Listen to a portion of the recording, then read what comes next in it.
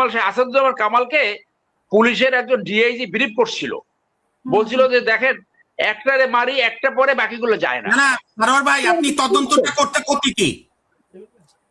না তদন্ত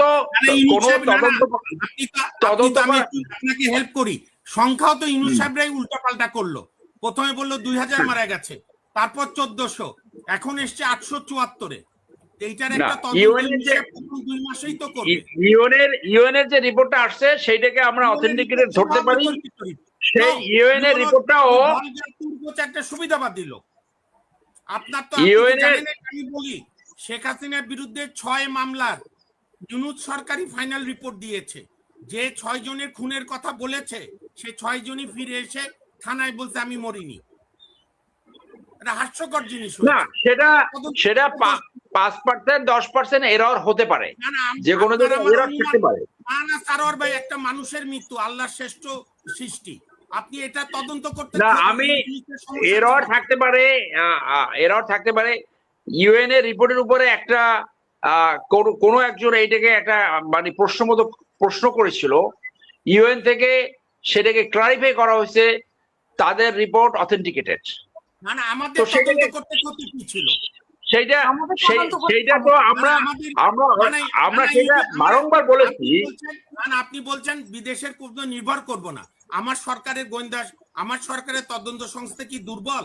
আমাদের ইনকোয়ারি সেই তদন্ত তো হওয়া উচিত, সেটা তো আমি আপনার সাথে একমত। সেইখানে আমরা শুরু থেকে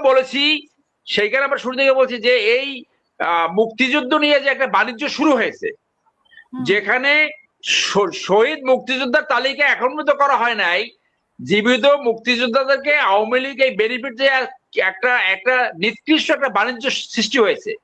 এইখানে জুলাই যোদ্ধা যারা নিহত হয়েছে তাদের সংখ্যা নিয়ে যাতে কোনোভাবে বাণিজ্য শুরু না হতে পারে ভবিষ্যতে, সেই জন্যই অথেন্টিকেটেড ইনকোয়ারি দরকার, তদন্ত দরকার।